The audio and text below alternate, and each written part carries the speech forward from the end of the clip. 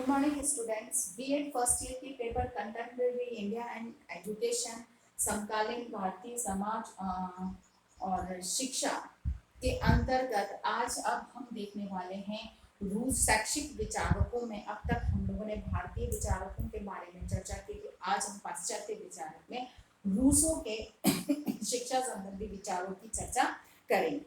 सबसे पहले रूसों के बारे में एक संक्षिप्त सी जानकारी हम प्राप्त करते हैं कि रूसो कौन थे। तो रूसो का जन्म जो था वो प्रोटेस्टेंट नगर के जेनेवा में हुआ था।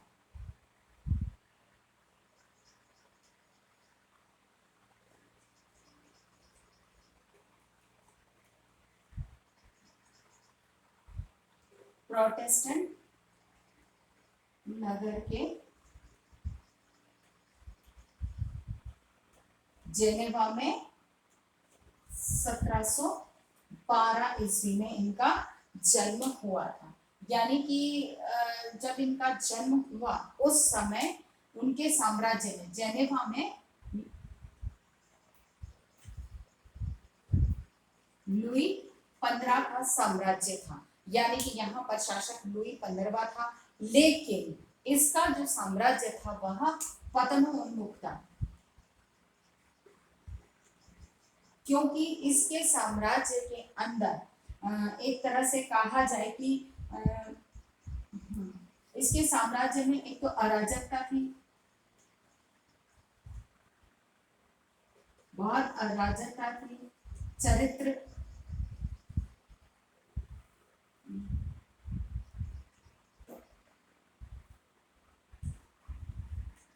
चरित्रहीनता थी, कृत्रिमता थी, ठीक है ना। यानी कि इसके साम्राज्य में जो ये था कि बहुत ज्यादा मतलब कि उच्च वर्ग और अधिकारियों की उच्च वर्ग व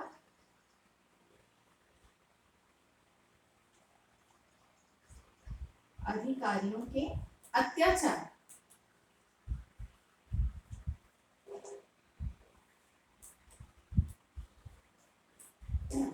यानी कि इस समय जो एक तरह से कहा जाए कि पूर्ण रूप से अराजक वातावरण था, क्योंकि यहाँ पर पूर्ण रूप से कृत्रिमता थी, जो प्राकृतिक व्यवस्थाएं थी या जो नेचुरल था उसके ऊपर कोई ध्यान नहीं था। वहाँ पे बहुत ज्यादा चरित्रहीनता यानी कि भ्रष्टाचार और बहुत सारे अनैतिक कार्य या अनैतिक गुणों का बहुत बोलबाला था। उस समय वहाँ पर उच्च वर्ग अधिकारियों का बहुत अधिक वर्चस्व था और उसकी वजह से वहां पर आम जनता के ऊपर बहुत अत्याचार हुआ करते थे। ऐसे में एक तरह से कहा जाए कि रूस साम्राज्य बहुत ही एक तरह अराजक साम्राज्य था, जिसका प्रभाव, उस अराजकता का प्रभाव रूसों के ऊपर पड़ा।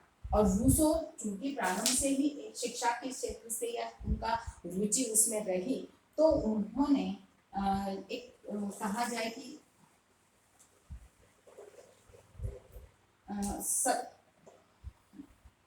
1750 में तात्कालिक परिस्थितियों को देखते हुए या तात्कालिक परिस्थितियों के विरोध में, क्योंकि वो बहुत पीड़ादायक स्थिति थी, तो उसके विरोध में डिजाइन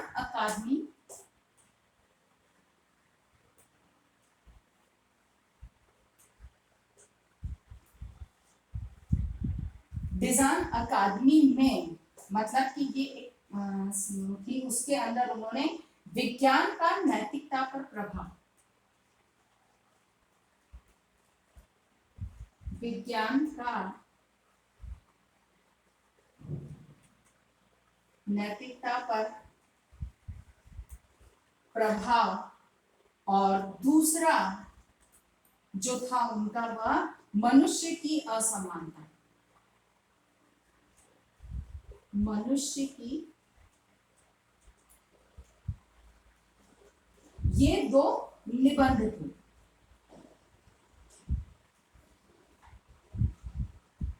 ये दो उनके ऐसे निबंध थे जिनसे उनकी एक क्रांतिकारी विचारों के बारे में पता चलता था, और इन निबंधों के आधार पर उन्होंने तात्कालिक व्यवस्था की कटु आलोचना की, उसका कठोर विरोध किया।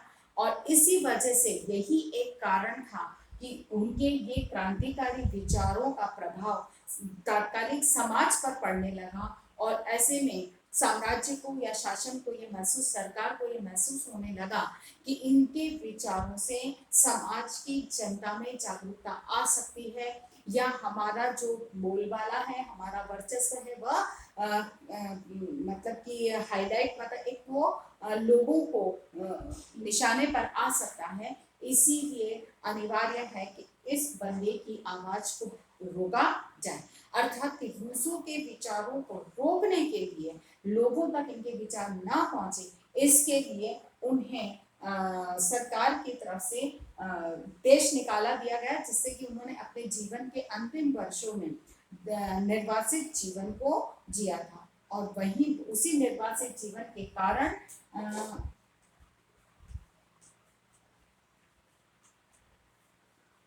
उन्हें निर्वासित किया गया और उनकी 1778 में फ्रांस में मृत्यु हुई। यानी कि वे अपने अंतिम समय में अपने जेनेवा में अपने राज्य, अपने देश जेनेवा में नहीं थे, वे निर्वासित जीवन उनका था। इसी कारण उन्होंने उनकी जो फ्रांस में मृत्यु 1778 में उनकी फ्रांस में मृत्यु हुई। रूसों के जो ये निबंध या जो भी उन्होंने इस क्षेत्र में कार्य किया, क्योंकि जब एक बार इंसान कार्य करना प्रारंभ करता है तो उसकी गति निरंतर रहती है, तो उनके इन्हीं लेख और इन्हीं तरह के विचारों से स्पष्ट होता है कि वे एक प्रकृतिवादी विचारक थे। यानी कि वे प्रकृति से इतने अधिक जुड़े थे, या यूं कहा जाए कि वो शिक्षा को एक प्रतिबंधित वातावरण में या नियंत्रित वातावरण, नियंत्रित परिस्थितियों में प्रदान करने की तुलना में शिक्षा वे प्राकृतिक रूप से प्रकृति के अंदर, प्रकृति के द्वारा जो प्रदान की जाती है, प्राप्त करता है बालक, उसी को वे शिक्षा मानते थे। नियंत्रित या प्रतिबंधित वातावरण में दी गए ज्ञान को वे शिक्षा नहीं मानते थे। इसीलिए स्पष्ट होता है कि वे प्रकृतिवादी विचारक थे, या प्रकृतिवाद का उनके ऊपर बहुत अधिक प्रभाव पड़ा। वे क्या कहते थे? वे कहते थे कि वस्तु जो प्राकृतिक है, रूसों के शब्द,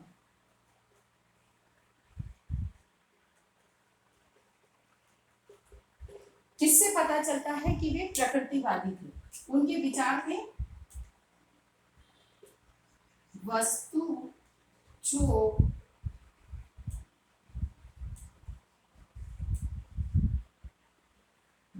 जो प्राकृतिक है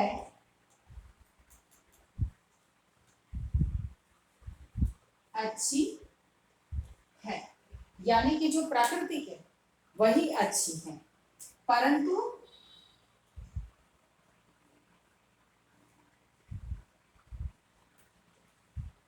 मनुष्य के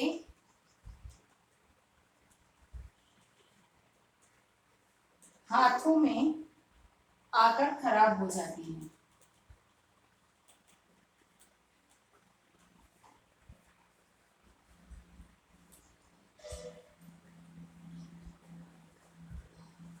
ठीक है ना? मतलब कि इनसे स्पष्ट होता है कि वस्तु जो प्रकृति में है, प्रकृति की वही अच्छी है, मनुष्य के हाथ में आके वह खराब हो जाती है। अर्थात इसी से स्पष्ट होता है कि वे एक महान प्रकृतिवादी विचारक थे और वे शिक्षा को भी प्रकृति के माध्यम से, प्रकृति में ही शिक्षा को मानते थे। प्रतिबंधित वातावरण में या नियंत्रित वातावरण में दिया गए ज्ञान को वे शिक्षा नहीं मानते। शिक्षा के अर्थ की जहां तक बात आती है, क्योंकि हम देखें तो किसी और दार्शनिकों की तरह से इनके इन्वर्टेड कोमा में कोटेड शायद हमको नहीं मिले, लेकिन रूसों की जो शैक्षिक विचार थे उसको पाल मुनरो ने,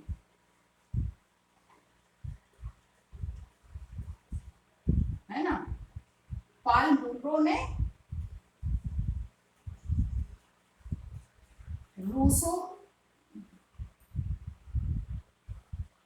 के अनुसार शिक्षा के अर्थ को इस तरह से स्पष्ट किया है। यानी कि रूसो के शिक्षा अनुसार शिक्षा क्या है उसको पाल मुंड्रो ने स्पष्ट किया कि शिक्षा वे किसे मानते थे। तो पहली चीज शिक्षा क्या है? शिक्षा प्राकृतिक है, कृत्रिम नहीं।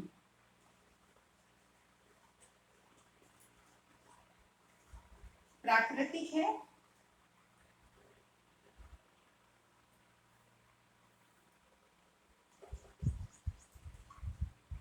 कृत्रिम नहीं।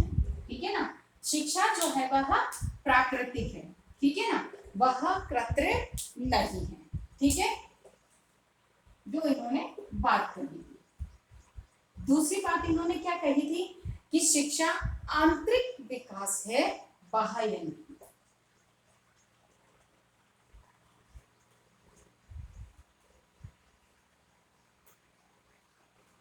आंतरिक विकास है,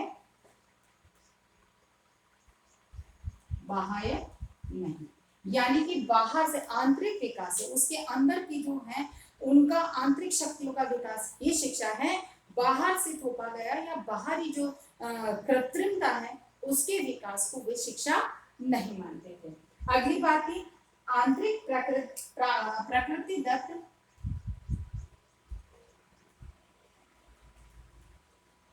आंतरिक प्रकृति दत्त शक्तियां शक्तियों रुचियों को क्रियाशील रुचियों को क्रियाशील होने से रुचियों के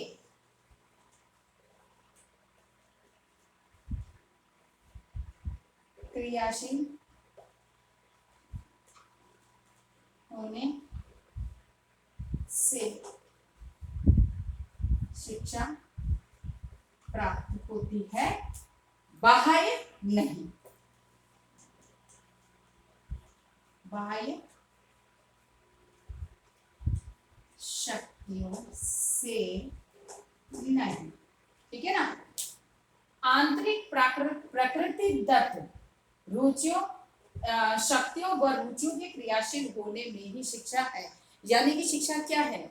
जो कि व्यक्ति की आंतरिक प्राकृतिक दत्त यानी कि प्राकृतिक रूप से जो उसकी अपनी शक्तियां हैं, जो रुचियां हैं, उनका विकास करना ही शिक्षा है।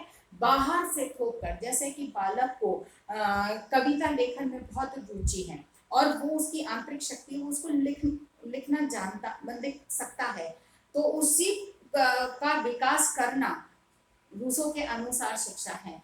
बाहर से उसे थोप कर कि नहीं तो लेखन जानते हो तो तुम गा भी अच्छा सकते हो, इसलिए तुम गाओ, और वो प्राकृतिक रूप से जब उसमें वह गुण विद्यमान नहीं, उसको जबरदस्ती हम तैयार करते हैं, तो वह चीज शिक्षा नहीं। इसीलिए बाहर से थोपा हुआ शिक्षा नहीं है, जो आंतरिक प्रकृति तक है उसका विकास करना ही शिक्षा है। उसके बाद उन्होंने क्या कहा, प्रतिक्रिया के उसके बाद जो कहा उन्होंने प्राकृतिक शक्तियों का प्रसार है।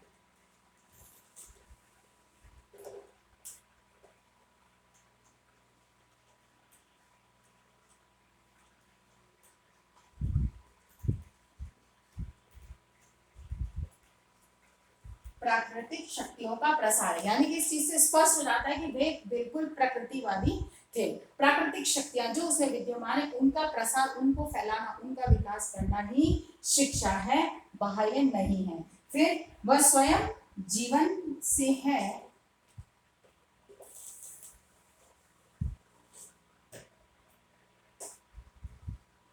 यह स्वयं जीवन है, जीवन है, न कि बचपन, बचपन की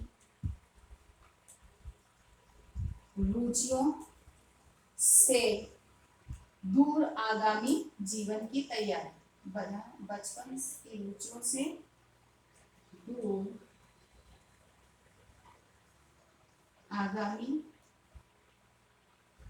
जीवन की तैयारी। ठीक है ना। शिक्षा क्या है? यह स्वयं जीवन है, यानी कि जो शिक्षा एक तरह से कहा जाए कि वह स्वयं जीवन है, यानी कि जीवन को जीने की प्रत्येक कला का प्रशिक्षण शिक्षा है, न कि बचपन की रुचियां, जो बचपन में उसकी रुचियां थी उनसे दूर ले जाकर और अब आगामी जीवन की तैयारी, यानी कि बचपन की जो रुचियां हैं वही उसकी आंतरिक क्षमताएं हैं, आंतरिक रुचियां हैं, उनका विकास करने पर ही उन्होंने बल दिया है। बाद के जीवन की तैयारी के लिए इन रुचियों को दबाकर खत्म करके और फिर आगे बढ़ाना, उसे उन्होंने जीवन नहीं माना। इसीलिए उन्होंने कहा कि जो प्राकृतिक है वही जीवन है, बाहर से थोपा हुआ जीवन नहीं।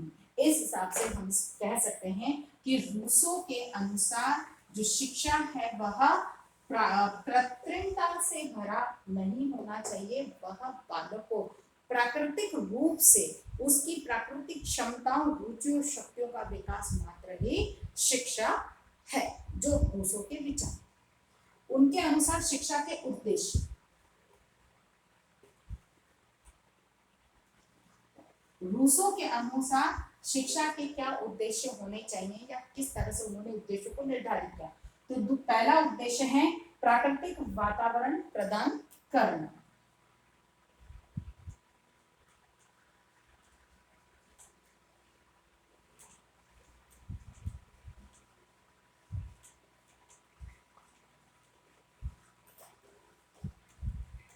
यानी कि शिक्षा का पहला उद्देश्य यह है कि वह बालक को सीखने के लिए प्राकृतिक वातावरण प्रदान करे, कोई नियंत्रित या प्रतिबंध वातावरण नहीं, प्राकृतिक वातावरण होगा तभी बालक अच्छे से सीख पाएगा। दूसरा है शारीरिक स्वाभाविक रूप से स्वाभाविक शारीरिक विकास।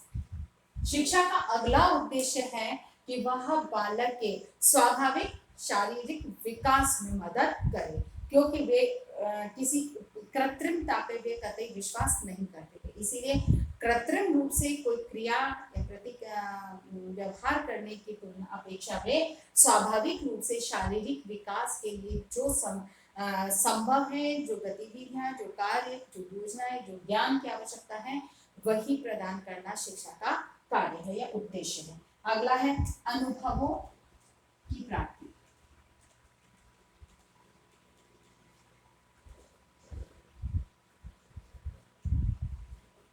जो शिक्षा का अगला उद्देश्य है वह बालक को अनुभवों की प्राप्ति होनी चाहिए, कि शिक्षा इस तरह से हो कि बालक को अनुभव प्राप्त हो। अगर अनुभव प्राप्त नहीं होता है तो फिर उस शिक्षा का कोई मूल्य नहीं है, क्योंकि अनुभव ही प्राप्त नहीं है तो वो आगे जाके किसी भी कार्य को करेगा कैसे। इसीलिए अनुभवों का होना, क्योंकि नए काम को करने के लिए आपके पास कुछ अनुभव होने चाहिए, और ये अनुभव कहाँ से आएंगे, वो शिक्षा ही प्रदान करेगी। इसीलिए उनका जो शिक्षा का उद्देश्य था वह अनुभवों को प्रदान करना था, या अनुभवों के संकुल को इकट्ठा करना शिक्षा है।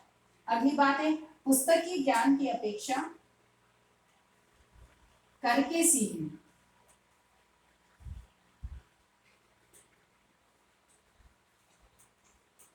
वे पुस्तकीय ज्ञान के विरोधक थे, वो पुस्तकीय ज्ञान को महत्व नहीं देते थे।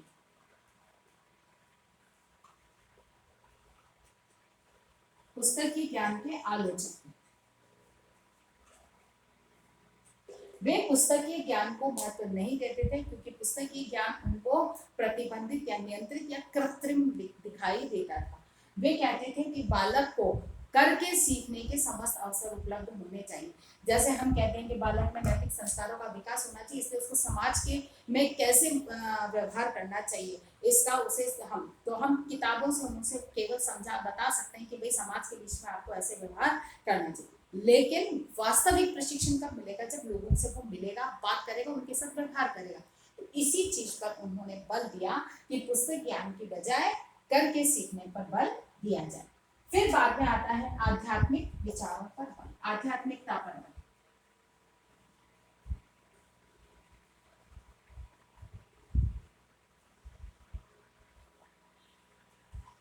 आध्यात्मिकता पर बल दिया, क्योंकि आध्यात्मिक जो व्यवस्थाएं थी वे मनुष्य को जीवन के विभिन्न अनुभवों को प्रदान करती थी, विभिन्न प्रकार के नैतिक और चारित्रिक गुणों के विकास में सहयोग करती थी।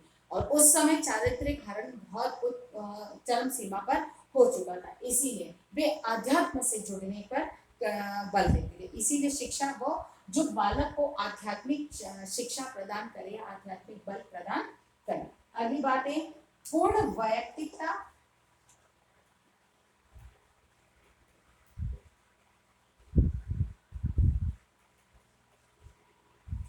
पूर्ण वैयक्तिकता का विकास। जब एक व्यक्ति विशेष का पूर्ण विकास होगा तभी वह अन्य के विकास में सहयोग कर सकेगा, इसीलिए पूर्ण वैयक्तिकता के विकास पर उन्होंने बल दिया। आशा करती हूँ कि मेरी आज की बात आपको समझ में आई होगी। इसी आधार पर हमारा आज का प्रश्न रहेगा, रूसो का परिचय देते हुए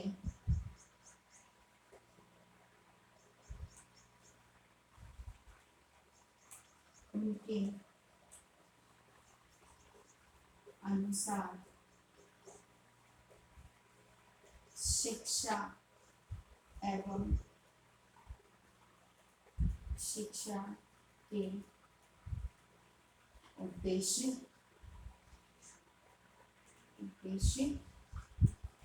क्या है।